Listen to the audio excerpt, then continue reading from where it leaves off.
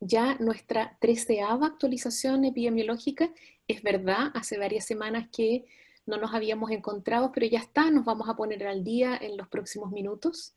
Ya van 183 días desde aquel 3 de marzo cuando llegó el primer caso o fue confirmado el primer caso de coronavirus en nuestro país. 183 días y la 13ª actualización epidemiológica. Pues bien, ¿qué vamos a revisar hoy? Hoy vamos a ver contenidos que tienen que ver con COVID-19 en estas 4 dimensiones, ¿cierto?, de la pandemia, que son la dinámica de contagios. Vamos a ver información de testeo, exámenes, ¿cierto?, de trazabilidad. Vamos a tratar de ver con algún detalle este tema de la trazabilidad, es importante, y también de capacidad hospitalaria, tanto de la situación regional como de la situación país. Y recordar también que en estos 13 encuentros que hemos tenido, hemos revisado también esta cápsula, cierto, teórica, donde yo he aprovechado de compartir con ustedes algunos puntos fuertes de lo que es la epidemiología de las enfermedades transmisibles. Yo recuerdo hace muchas semanas ya donde nosotros hablamos cuáles eran los pilares del control de una pandemia, y ahí ya hablábamos de la importancia de la trazabilidad. Podrían ustedes buscar aquella presentación, pero hace muchas, muchas semanas. Hemos revisado también la historia de las pandemias, ¿recuerdan? Como para tener un contexto de que esto no es la primera vez, ni será la última. Y revisamos también en algún momento el plan paso a paso y fuimos viendo cuáles son sus indicadores, cuáles podrían ser sus umbrales. Era algo que había que revisar. Pues bien, en esta oportunidad nosotros nos vamos a concentrar en información de COVID-19. Y comenzamos entonces con esta primera dimensión. Recuerden que tanto el nivel nacional como regional lo vamos a ver en estas 4 grandes áreas. Y la primera es la dinámica de contagios. Y la dinámica de contagios tiene 2 importantísimos indicadores. El primero es el de transmisión, que nos habla, es el R efectivo, y nos habla de qué tan rápido está avanzando o creciendo la pandemia. Y como concepto general, estando en 1 o más, la pandemia está creciendo. No podemos hablar de un control de una pandemia teniendo un R efectivo, el indicador o su intervalo de confianza que esté en 1 o pase por el 1. Y el otro indicador es de carga, ¿no?, de cuánta enfermedad hay, y es la tasa de incidencia de casos nuevos. No nos sirve mucho la tasa de incidencia cuando queremos ver la evolución de la pandemia, no nos sirve mucho una tasa de incidencia de casos acumulados. Si nosotros queremos ver la evolución y cómo estamos ahora, tiene que ser la tasa de incidencia de casos nuevos.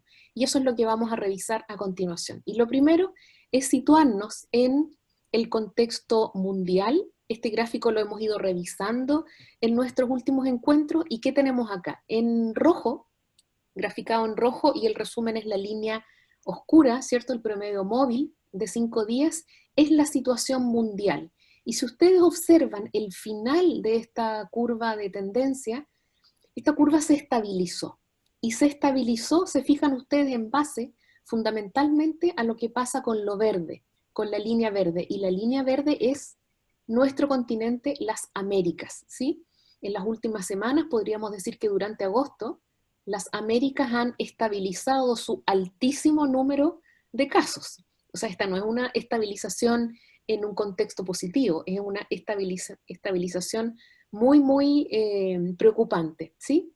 Sin embargo, podemos ver otras tendencias que van al aumento, como por ejemplo esta línea amarilla, que es el sudeste asiático. El sudeste asiático va en una muy preocupante tendencia al aumento, como no lo había tenido en tiempos previos, sudeste asiático. Y podemos ver también la curva azul, Europa, que fue tan visto por pantallas, ¿no?, en los primeros meses. ¿Recuerdan? Marzo, abril y mayo, nosotros veíamos lo que pasaba en Europa, era esto de acá abajo, lo que nos causaba tanta angustia. Pues bien, no está tan distinto ahora. Ya veremos otras gráficas, ¿sí? Entonces, quedarnos con que América se estabilizó, pero en una endemia altísima, altísima. Sudeste asiático va en aumento y Europa está en una situación un poco más baja que su situación de peor crisis en abril.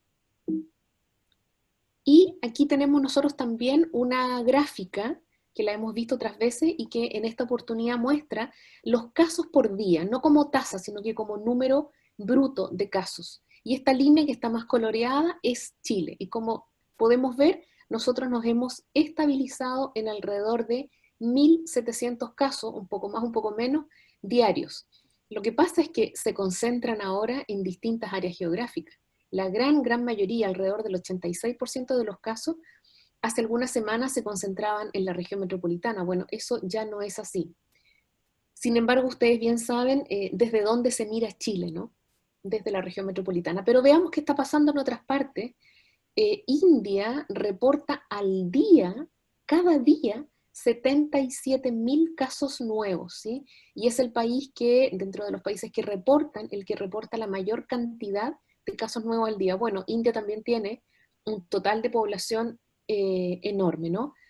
En segundo lugar, y aquí podemos ver las gráficas, se junta Estados Unidos y Brasil, que están reportando alrededor de 41.000 casos nuevos cada día. España, esta línea azul que está acá es España, en su rebrote, 8.500 casos diarios nuevos, Francia, 5.500 casos diarios nuevos, ¿cierto?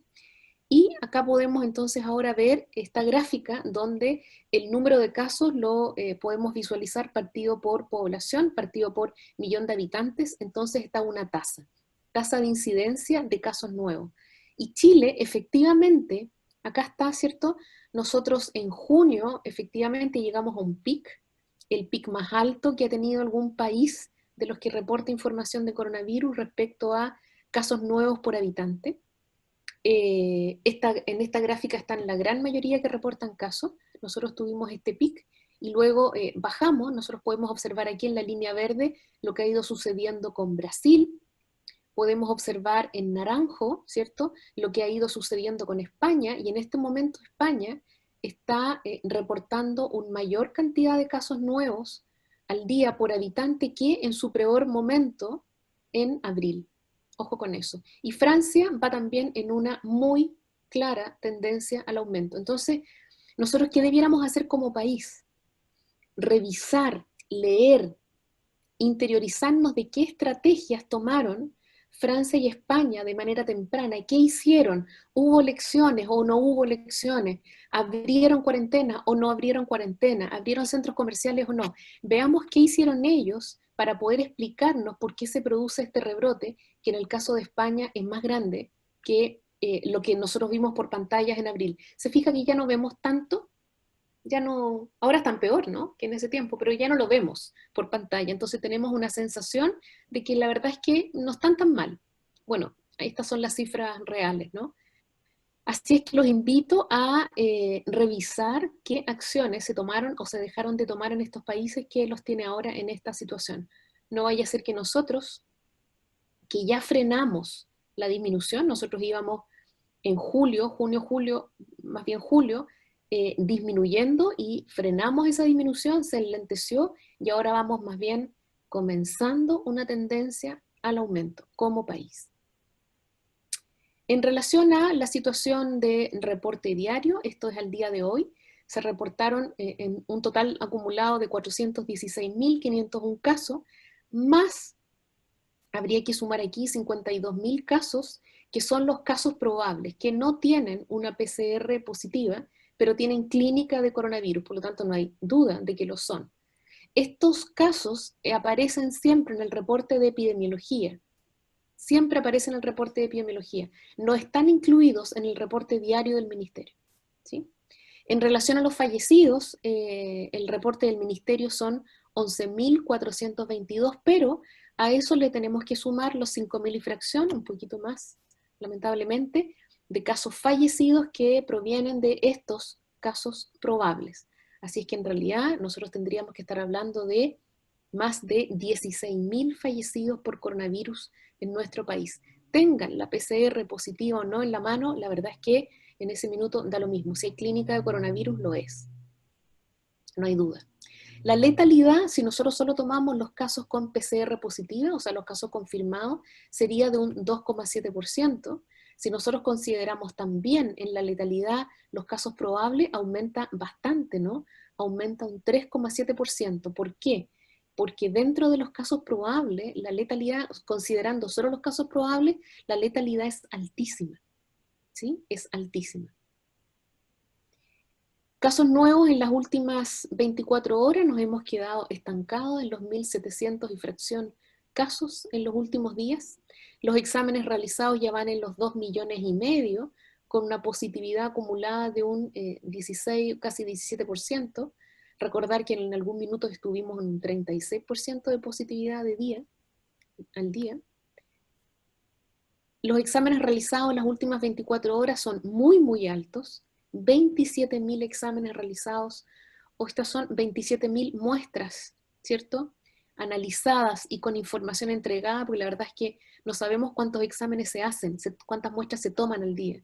No sabemos cuántas muestras en total se procesan, no todas las muestras que se procesan finalmente tienen resultado. Lo que sí sabemos son cuántas muestras llegan a tener un resultado, y que en las últimas 24 horas fueron 27.000.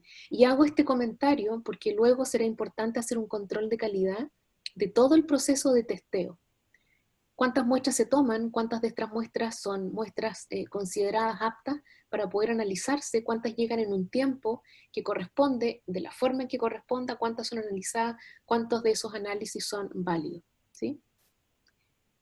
En las últimas 24 horas la positividad fue de un 6,5%, pero esto es el nivel nacional. Nos perdemos si nos quedamos con ese porcentaje, porque las realidades regionales son muy, muy distintas.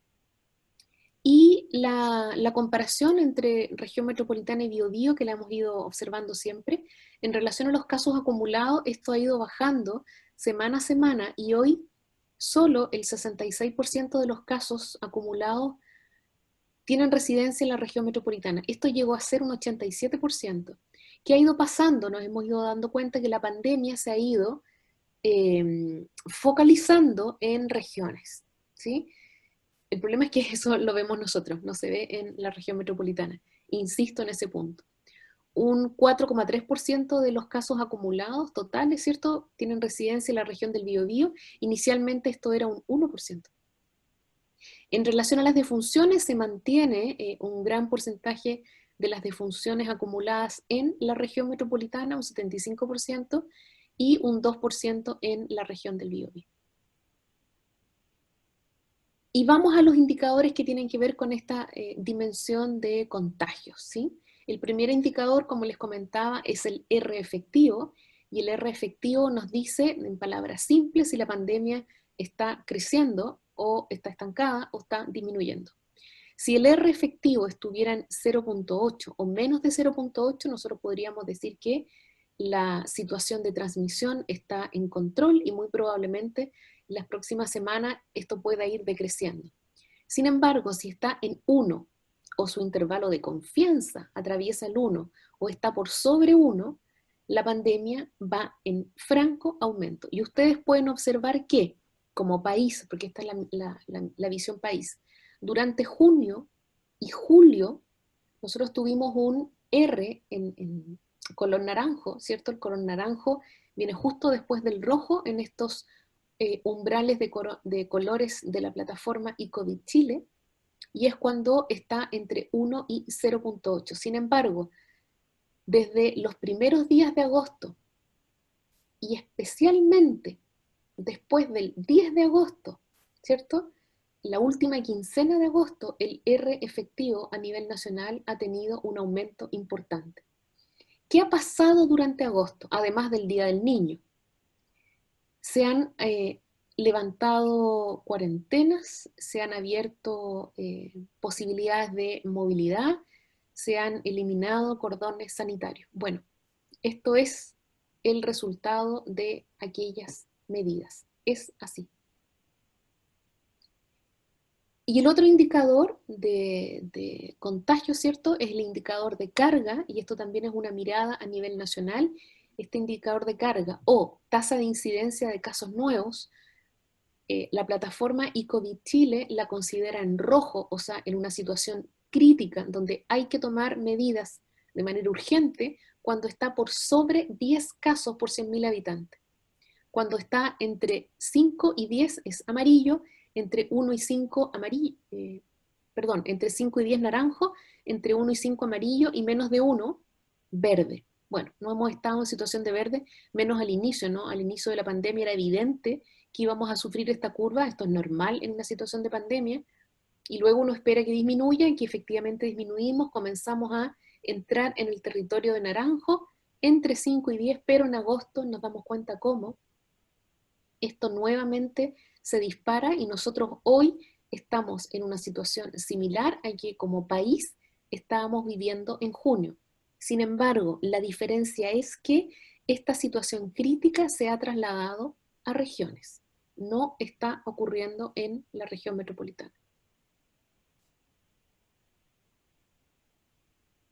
Esto es la situación de la tasa de incidencia de la región metropolitana, para ver si ustedes la pueden fijar en su memoria, donde efectivamente entre mayo y todo junio, o sea, durante estos 2 meses, esta tasa de incidencia estuvo absolutamente roja, y después, ¿cierto?, a mediados de julio, pasó ya a un nivel naranjo, con la excepción de los últimos días en que ha estado, los primeros días de septiembre en que ha vuelto a estar rojo.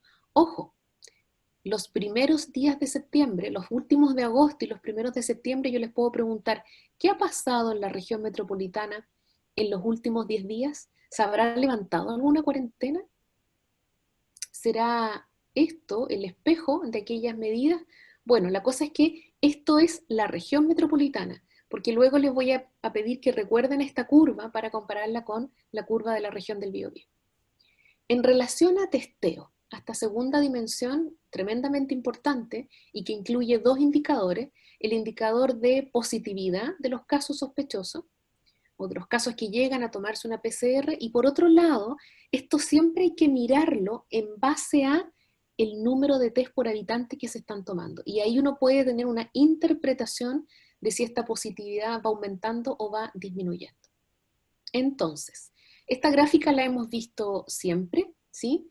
Esta es una gráfica antigua de mayo, miren, esto va del 20 de mayo al 17 de junio. La vimos en alguna de nuestros encuentros, y yo les mostraba acá el número de exámenes informados durante este periodo. El máximo fue de 21.000 exámenes, muchísimo, ¿sí? Y una cantidad de laboratorios que, bueno, a medida que pasaron las semanas fueron aumentando en este tiempo, ¿cierto? En este rango de días. 83 laboratorios fue lo máximo que informaron, y la positividad del día 17 de junio fue de un casi 38%. Recuerdan que 6% es la positividad de las últimas 24 horas. Bueno, en algún minuto estuvimos en 37%. La gran mayoría de esos exámenes positivos eran de la región metropolitana. Muchos de esos se analizaban incluso acá en Concepción. Quería hacer como un recuerdo, ¿no?, de lo que estaba sucediendo. Y esto es lo que está sucediendo ahora acá, donde tenemos al día, esto el día de ayer, ¿cierto?, y que se informó hoy día, 27.000 y fracción de exámenes, o sea, mucho más que lo que en aquel momento de la mayor crisis se estaba testeando, ¿cierto?, con 119 laboratorios que reportan. Sin embargo, estos laboratorios ya están en términos muy locales, ya están haciendo cola, ¿no? Ya hay fila de muestras para poder procesarse en la región metropolitana. Y esto está provocando una demora en la entrega de exámenes que es tremendo. ¿Y por qué? Bueno, precisamente porque ha aumentado muchísimo el número de exámenes que se están tomando. Y esto se llama BAC, con B larga, BAC, ¿cierto? Búsqueda activa de casos. La positividad, ven ustedes, ha bajado muchísimo. Desde los primeros días de agosto a la fecha, el día en que la positividad ha estado más alta fue un 8,5%, hoy 6,4%.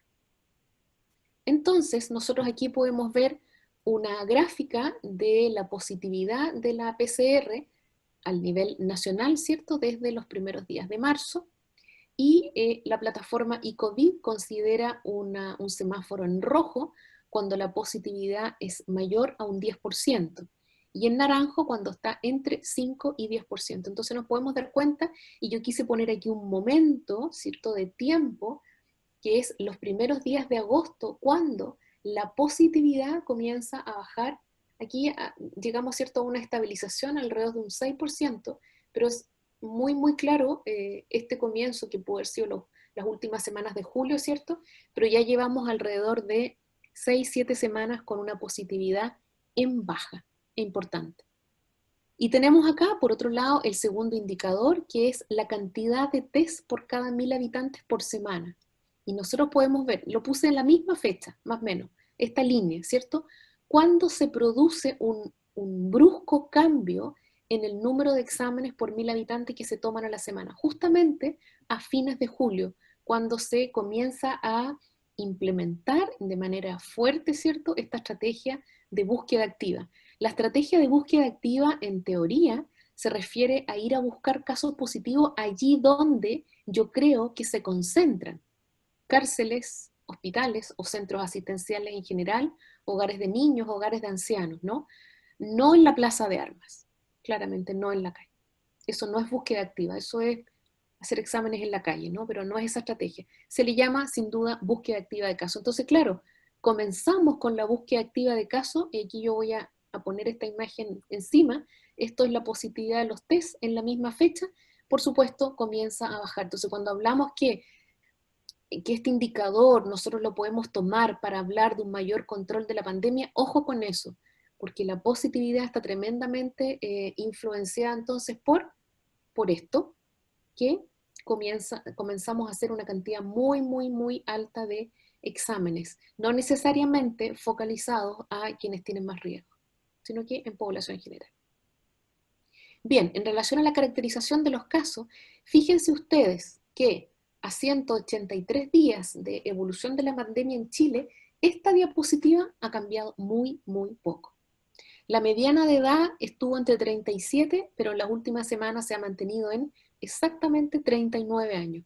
Estos porcentajes en los que se distribuyen los casos, yo les diría que no ha cambiado nada. Nada, nada, nada. Alrededor de 5% los menores de 15 años, 11% los de 65 y más, esos son los extremos, y el grupo de 30 a 44 años siempre fue el grupo con una mayor importancia relativa o un mayor porcentaje de casos dentro del total, ¿cierto? Con un 30% de todos los casos en este grupo de adultos jóvenes, que es la población que sale a trabajar, que es la población que sale a hacer las compras, que es la población que echa de menos salir, que es la población que podría estar pensando en salir si es que le permiten salir para fiestas patrias. Esta población, ¿cierto? Claramente. El porcentaje entre hombres y mujeres tampoco ha tenido mucha variación. En la última semana, el último informe epidemiológico del 31 de agosto, nos dice que la mitad de los casos, 51% de los casos confirmados y probables, porque recuerden que el informe de epidemiología siempre considera todos los casos confirmados y probables, entonces el 51% son hombres. En relación a la trazabilidad, esto es tremendamente importante. ¿Cuál es el indicador que vamos a analizar acá? Uno solo, que es la proporción de casos que son notificados, hay un error ahí en la escritura, proporción de casos que son notificados a la autoridad a través del EpiVigila antes de 48 horas desde el inicio de los síntomas. Y esto de colocarle un tiempo a la trazabilidad es tremendamente importante. A mí no me sirve notificar a todos los casos positivos al MinSal. Tengo que colocar una brecha de tiempo para que esto sea útil. No me sirve decir yo me pongo en contacto con el 90% de los casos. Es que eso no me sirve si lo hago al día 10. A mí me sirve dentro de los primeros 2 o 3 días. Se fijan que la trazabilidad tiene que tener un porcentaje, bien, el tanto por ciento de los casos, que puede ser el 90% de los casos, como yo he escuchado por ahí, pero luego tiene que tener un componente de tiempo. Bueno, ¿en cuánto tiempo usted investiga esos casos, usted en cuarentena esos casos, o usted aísla esos casos o contactos, como según corresponda? Entonces, la trazabilidad no es solo un porcentaje, la trazabilidad es un porcentaje en un tiempo determinado, ¿sí? Y la plataforma eCovid, que puede ver, mejorar, completar y depurar las bases de datos del ministerio, que son las bases de datos que construimos todos, ¿no? La base de datos que viene de EpiVigila y de algunas Ceremis como la nuestra, que tienen sus propias bases de datos y que las envían también. Son bases de datos muy, muy, muy, muy incompletas, muy incompletas. Por lo tanto, hasta este minuto la plataforma eCovid Chile solo ha podido sacar en limpio este único indicador de trazabilidad, que es, como les decía, qué porcentaje de los casos son informados o son notificados a través de Epivigila antes de 48 horas del inicio de los síntomas. Y es solo a nivel nacional un 30%. Uno podría decir, miren aquí cómo fuimos mejorando. La verdad es que esto no es como de menos a más. Esto es de menos, menos, menos a menos, menos. Falta muchísimo en relación al indicador de trazabilidad. Y mientras no tengamos la acción de trazabilidad muy fortalecida en los distintos territorios, es un error, me hago cargo de decirlo, pensar en levantar cuarentenas o en posibilitar el flujo de personas y mucho menos la visita y el que personas se junten en lugares cerrados. Si nosotros tuviéramos una trazabilidad fuerte con altos porcentajes en un corto tiempo, podríamos decir perfecto, porque los que son casos y contactos lo saben y ellos están aislados y en cuarentenado según corresponde, ¿no? Y el resto de las personas se podría mover.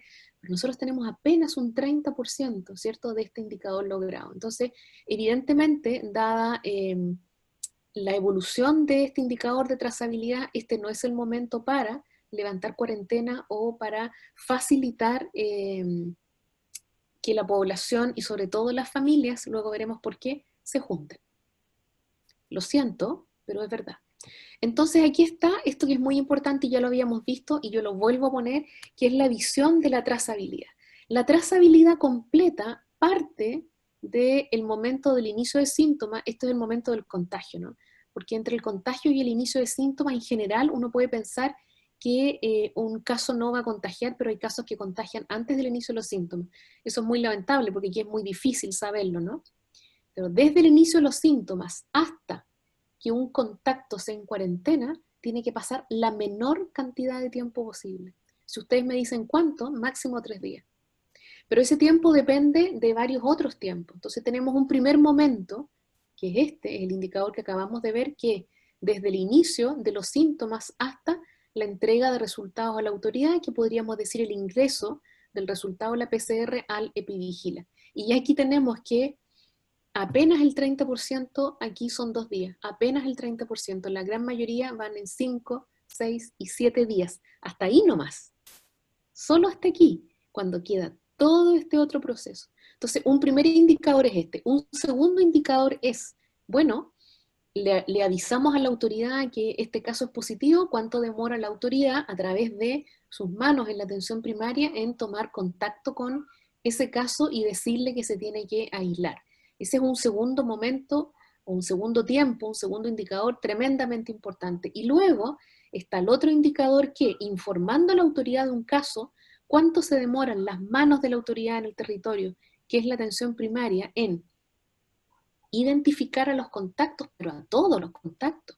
Fíjense que en una región, la región metropolitana, indican que hay un contacto por caso. Raro eso. Entonces, claro, lo ubican a todos. La idea es de verdad identificar a todos los contactos y en cuarentenarlos. ¿Cuánto nos demoramos en saber de un caso positivo a lograr en cuarentenar a todos sus contactos? Todo este tiempo depende de un montón de factores. Miren ustedes, ¿de qué depende que una persona inicie síntomas y se vaya a tomar la PCR?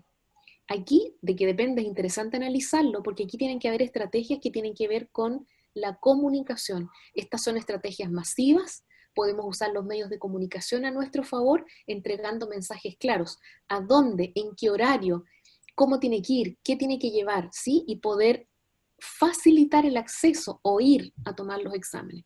Creo que estamos en un momento de poner mucho, mucho recurso en acortar este tiempo, porque tenemos que cortar todos los tiempos, pero tenemos que cortar este tiempo. Por otro lado, tenemos que acortar el tiempo entre que alguien se toma una PCR y sale el resultado. Y aquí hay 3 momentos, entre que llega la muestra y comienza a procesarse. Ese tiempo se podría cortar con ingeniería, con tecnología. El proceso de la muestra es un tiempo que no podemos acortar, las máquinas se demoran un determinado tiempo y eso no lo podemos disminuir, pero luego, entre que la muestra está lista en la máquina, por decirlo de alguna manera, y sale del laboratorio, ahí también podemos aplicar tecnología e ingeniería para acortar esos tiempos. Y luego, ¿cierto?, ¿cuánto se demora en ingresar la información al Epivigila? ¿Cuánto entre que esa información ya está en el EpiVigila y se toma contacto con el caso? ¿Cuánto en que tomamos contacto con el caso y ojalá, como he sabido que se está haciendo en algunas partes, como en Talcahuano, por ejemplo, en ese mismo momento identificamos a todos sus contactos y ojalá ese mismo día yo me pongo en contacto con eso, ¿cierto? Me comunico con esos contactos. Hay un montón de estrategias distintas que debiéramos comenzar a hacer de manera más significativa para acortar estos tiempos. Son estrategias todas distintas como lo acabamos de ver. Capacidad hospitalaria, la última dimensión, ¿cierto? Con la que vamos a ver la situación nacional, que vamos a mirar el uso de camas UCI total, el uso de camas UCI por pacientes COVID y por otro lado, cómo ha ido variando una tasa de variación semanal de hospitalizaciones totales por COVID. Vamos a ver el punto de las hospitalizaciones. Al 4 de septiembre contamos con 2.611 ventiladores mecánicos, contamos con muchos menos, casi 1.000 ventiladores mecánicos menos que la última vez que nosotros conversamos. Claro, lo que pasa es que ahora máquinas de anestesia volvieron a funcionar como máquinas de anestesia y ya no los contamos como ventiladores mecánicos. Hay 2.126 ventiladores ocupados y 485 ventiladores disponibles. De esos ventiladores mecánicos ocupados, de los 2.126, 686 a nivel nacional están ocupados por pacientes COVID. Esto es el 32% de los ventiladores mecánicos. Llegamos en algún minuto al doble. Casi un 60% de los ventiladores estaban ocupados por pacientes COVID. Eso fue en junio. Al día de ayer se informan 4.103 personas hospitalizadas en distintos tipos de cama, ¿cierto? A nivel nacional. Llegamos a una cifra de 5.200 hospitalizaciones en el momento más crítico de la región metropolitana. No el momento más crítico del país, no el momento más crítico de la región metropolitana. Acá está, ¿cierto? Una gráfica que parte en los primeros días de junio, hasta ahora, ¿cierto? Los primeros días de agosto, donde nosotros podemos ver cómo fue variando fundamentalmente la hospitalización en camas UCI, que es en rojo. Acá en azul abajo están las camas críticas y arriba los pacientes COVID en UCI. Estos son estado crítico, no camas críticas, ¿no? Y podemos ver que el pic se logró el día 26 de junio, con 2.129 camas UCI ocupadas o pacientes COVID hospitalizados en camas UCI. Ese fue el día pic. Luego de eso, a las semanas, ¿no? Comenzamos a disminuir sin parar esta disminución y hoy tenemos 940 personas hospitalizadas, pacientes COVID positivos hospitalizados en camas UCI, donde tenemos solo el 40% de la hospitalización de aquel día, 26 de junio, fundamentalmente debido a la situación crítica de la región metropolitana.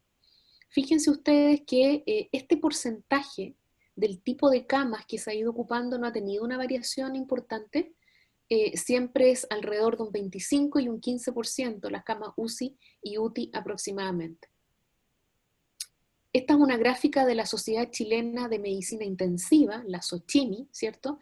Donde nos contaban cómo, y ellos lo graficaban aquí en rojo, cómo ha ido evolucionando los pacientes hospitalizados, ¿cierto? Y con ventilación mecánica en urgencias, en pabellones o en unidades pediátricas. En el peor momento de la crisis de la región metropolitana, nosotros veíamos que esto era tremendo y ha ido disminuyendo hasta casi desaparecer al día de hoy. Esto ocurrió fundamentalmente en la región metropolitana. A nivel nacional, ¿cómo ha estado el uso de las camas UCI total a nivel nacional? Podemos colocar este indicador en rojo cuando es una ocupación más allá de un 85%, y esto fue, ¿cierto? Aquí el 18 de junio nos podemos dar cuenta que en general el mes de junio fue el mes crítico en cuanto a ocupación de camas UCI, luego fue bajando y pasa al umbral del 80% y se colorea en amarillo, ¿cierto? Porque estamos alrededor de un 75% de ocupación de camas UCI. Recordar que en general la ocupación de camas UCI está entre un 70 y un 75%, ¿sí? En periodo no pandémico. Acá está, acá no hay semáforo, no hay umbrales, ¿cierto? Acá está perdón, no, aquí sí. el uso de camas UCI por pacientes COVID en este caso, ¿cierto? Y podemos ver que esto fue aumentando paulatinamente y se da el pic, ¿cierto? En el mes de junio, y esto ha ido disminuyendo y ahora estamos un poco más bajo de un 70% de la ocupación de camas UCI por pacientes COVID a nivel nacional. A nivel nacional. Y esta es la variación de hospitalización por cualquier tipo de cama por pacientes COVID. Nos damos cuenta que hemos estado en cifras verdes porque hemos ido decreciendo o la hospitalización de pacientes por COVID ha ido disminuyendo. Eso sí, aunque estamos en cifras verdes, en cifras positivas, ¿cierto? Con una disminución importante, esa disminución ha ido disminuyendo, ¿cierto? En las últimas semanas, fundamentalmente a través de o a raíz de lo que está pasando en regiones y fuera de la región metropolitana. En relación a las defunciones, siempre hemos dicho que hay menos información, pero aquí nos podemos situar en un contexto internacional. En azul yo he graficado a Chile, o está graficado Chile más bien, en esto naranjo está graficado España, y podemos ver que España tuvo el pic más alto de muertes por día, por población. Esta es una tasa, ¿cierto?, de todos los países que registran la pandemia de coronavirus. Nosotros estamos en azul, tuvimos un pic tremendamente importante y que en ese minuto fuimos el país que tenía más muertes por población, ¿cierto? En los meses de junio. Luego hemos ido disminuyendo de manera sostenida. Les quiero aquí mostrar en rojo, me pareció una información importante mostrar, lo que ha ido sucediendo en nuestro país vecino, Argentina, ¿cierto?, que está en una situación de franco aumento de su tasa de mortalidad diaria, y en verde está Brasil, que se ha mantenido estable, aunque ha mostrado una pequeña disminución en los últimos días. Pero Brasil es impresionante la cantidad de tiempo que se ha mantenido con tasas de mortalidad muy altas. Se fijan que eso no es lo habitual en una pandemia, uno llega a un pic y luego disminuye. Tanto la incidencia como la mortalidad, bueno, eso no ha sucedido en Brasil, como que llegaron a un pic y se han mantenido ahí. Nosotros estamos muy, muy lejos de eso. Esta es la gráfica del DAYS, ¿cierto?, que incluye todos los fallecidos y los van ubicando en fecha, según les llega a ellos la información de los certificados de defunción, número de fallecidos COVID, entonces, según la estadística del DAYS, con un pic de fallecidos alrededor del 20 de junio. Y después se mantiene una tendencia a la disminución, ¿cierto?, hasta la fecha. La edad en que se producen las defunciones sigue siendo el grupo de edad entre 70 y 79 donde más defunciones ocurren. Podemos mirar que es quizás este grupo, ¿cierto?, donde ocurren más casos. Y evidentemente este es uno de los grupos donde hay menos muertes, ¿sí? Quizás por eso es que estos grupos eh, mantienen, ¿cierto?, estos hábitos que favorecen la contagiosidad, además de una mayor prevalencia de factores de riesgo en personas de más edad. Estos son números absolutos, no son riesgos, no son tasas. COVID en regiones. Veamos qué pasa en regiones, y la primera imagen tiene que ver con todas aquellas regiones que tienen una tasa de incidencia de casos nuevos que el ICOVID Chile habría puesto en rojo, porque todas tienen más de 10 en este minuto, ¿sí? Estas son todas las regiones que tienen tasas de incidencia en rojo, en alerta, en crisis, ¿sí? Pero algunas van, como por ejemplo Atacama o Arica, pero más Atacama que Arica en realidad, con una tendencia mantenida a la disminución. ¿A dónde quiero que ustedes pongan atención? Son aquellas curvas que van con una marcada tendencia al aumento. La primera que se nos hace evidente es lo que está ocurriendo en Magallanes. Esta es la situación de Magallanes, crítica, terrible, ¿cierto? Muy compleja. Espero que en Magallanes, para Fiestas Patrias, las familias no se visiten, ¿no? Sin embargo, podrían hacerlo, a menos que el ministerio se retracte, ¿cierto?, de la indicación que dieron a conocer hoy. Pero ¿qué otras regiones van con una tendencia al aumento? Aquí hay una región como en un color café, extraño, ¿cierto? Fíjense ustedes que es Ñuble. ¿Y qué otra región va con una tendencia al aumento también? Este color verde oscuro, que no es este mismo de acá arriba, es este verde oscuro, y que lo que es Biobío. Entonces tenemos a nivel nacional solo 3 regiones que están en una situación crítica de tasa de incidencia, pero que además van con una tendencia al aumento: Magallanes, Ñuble y Biobío. Estas son las regiones que tienen una tasa de incidencia al día de hoy bajo los 10 casos por 100.000 habitantes. Este es el total país, aquí en gris, y esta es la región metropolitana, que evidentemente, se imaginan ustedes de haber tenido una tasa de incidencia a este nivel, a esta altura, de 60 casos cada 100.000 habitantes casi, a estar ahora con una tasa de menos de 10, claro, hay una sensación equívoca y falsa de control, ¿no? Y que parece que se permea a todo el país, y no es así. Ya Ñuble, Magallanes y Biobío son regiones que están con una situación muy, muy crítica. Este es el panel resumen que muestra la plataforma eCovid Chile, donde claramente, y un poco haciendo el paralelo a un semáforo, nos muestra cómo están los indicadores de las 4 dimensiones: contagios, testeo, capacidad hospitalaria y trazabilidad. Y entre rojo, naranjo, amarillo y verde, claramente si nosotros pusiéramos todas estas pelotitas en una juguera, esto nos da rojo, ¿cierto? Esto nos da rojo, sobre todo en lo que tiene que ver con dinámica de contagios. Insisto, no es el momento para pensar en poder levantar cuarentenas, bajo ningún punto de vista, bajo ningún punto de vista. Fíjense ustedes cómo en el último día reportado está la capacidad hospitalaria de la región del Biobío. O sea, no hay ninguna razón desde un punto de vista sanitario para tomar una decisión así. ¿Qué más podemos ver? ¿Cómo está la región del Biobío y la provincia de Concepción en relación a este indicador de transmisión, que es el R, que yo les señalaba, que cada vez que está por sobre el 1 quiere decir que la pandemia está creciendo? ¿Y cómo ven ustedes la situación en la región del Biobío? Es que apenas unos pocos días, ¿cierto? En julio estuvo menos crítica, pero en general nosotros nos hemos mantenido en rojo, nos hemos mantenido en rojo. Acá abajo, ¿cierto? Es la curva de la provincia de Concepción, que está también con una situación más alta que la situación regional, acá en la provincia de Concepción, y absolutamente en rojo desde hace mucho tiempo, ¿cierto? Durante todo el mes de agosto, durante todo el mes de agosto. Estuvo bajo en los primeros días de agosto y después comenzamos a aumentar y no hemos tenido, ¿cierto?, vuelta. Hay que fijarse dónde el valor del indicador, pero además el indicador dónde llega en sus intervalos de confianza. El otro indicador que tiene que ver con contagios es el indicador de carga. Aquí está el indicador de carga o tasa de incidencia de casos nuevos de la región del Biobío y acá abajo de la provincia de Concepción. ¿Recuerdan la imagen de la región metropolitana?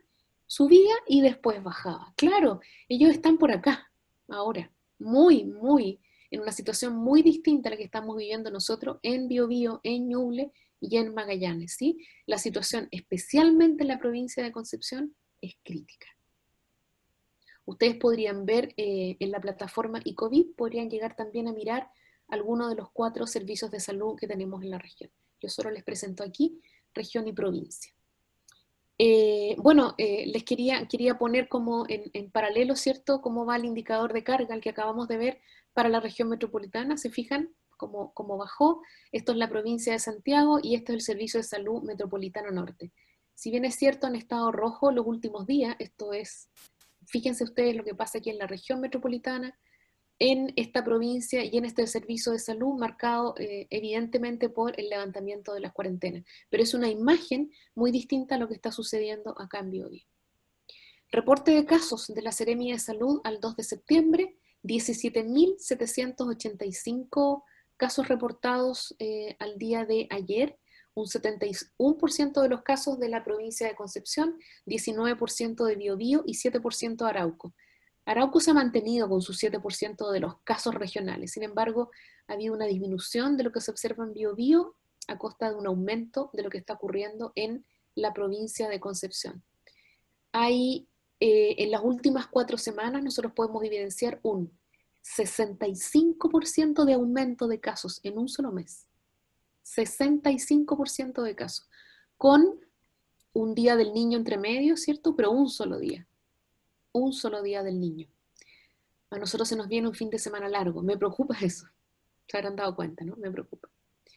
¿Cómo podemos ver desde un punto de vista geográfico la distribución de los casos en la región del Biobío? Siempre hemos estado mirando estas gráficas, ustedes podrían revisar en las presentaciones anteriores cómo esta, que es la densidad, ¿cierto?, del número de casos confirmados, cómo ha ido desapareciendo el acúmulo de casos alrededor de la comuna de Los Ángeles y nos hemos ido enrojeciendo en todo el Gran Concepción, San Pedro incluido, ¿sí? Acá está lo mismo con los círculos que, dependiendo del número de casos, son círculos más grandes o más chicos. Entonces, en un pequeño espacio geográfico, que es el Gran Concepción, se concentra, bueno, más del 70% de los casos regionales.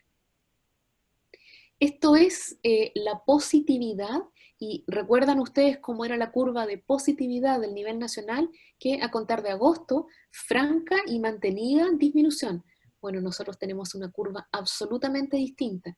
Esta es la curva regional, que está en naranjo.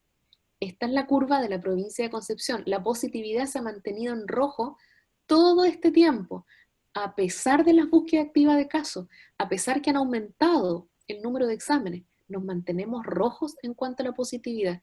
Y por favor miren la comuna de Concepción. Cómo ha ido aumentando y se mantiene el aumento de la positividad de los casos. No nos quedemos con la imagen de lo que está ocurriendo a nivel país, porque nosotros estamos en una situación absolutamente distinta y, por qué no decirlo, para la comuna de Concepción, la peor en el periodo pandémico. Esto es la cantidad de test por habitantes. Miren ustedes cómo a nivel de región ha ido aumentando, miren ustedes también cómo ha ido aumentando a nivel de provincia, así todo la positividad se mantiene tremendamente alto. Podríamos llegar con este indicador hasta el nivel de cualquiera de las comunas de la región del Biobío, lo pueden ir ustedes a ver a la plataforma iCovid. Acá está el número de casos confirmados, esto es número nomás, evidentemente las poblaciones más grandes están en las comunas de la provincia de Concepción, sin embargo, es importante señalar que son las comunas de Concepción, Talcahuano y Coronel, las tres comunas de la región que concentran la mayor cantidad de casos en lo que va del periodo pandémico. Pero quería mostrar esto. ¿Cuáles han sido las comunas que, veamos el título, que han tenido una variación en el número de casos en los dos últimos reportes, esto es, en los últimos días? ¿Cuáles son las comunas que han tenido más casos? Y evidentemente son las comunas de la provincia de Concepción. Veamos. Concepción en cuarentena, Coronel sin cuarentena y tampoco con cordón sanitario. Penco con cuarentena, San Pedro de la Paz, libre también, y aquí está Talcahuano donde tenemos cuarentena. Me preocupa San Pedro de la Paz, me sigue preocupando Coronel, ¿sí? Curanilahue también ha tenido un número importante de casos nuevos en los últimos días. Grave lo que ocurre aquí en la provincia de Concepción. Estas son las tasas de incidencia, pero son las tasas de incidencia acumuladas. Por eso es que Alto Biobío todavía aparece en una tasa de incidencia muy alta. Esto es histórico, ¿no?, de lo que ocurrió en su minuto con muchos casos en una población muy pequeña. Claro, comparado con los casos que han habido en Concepción no eran tantos, pero para su tamaño poblacional fueron muchos casos, así es que Alto Biobío se mantendrá con una tasa de incidencia acumulada muy alta. Pero las filas verdes, las columnas verdes, que son las comunas de la provincia de Concepción, han ido aumentando, aumentando y aumentando. Todas.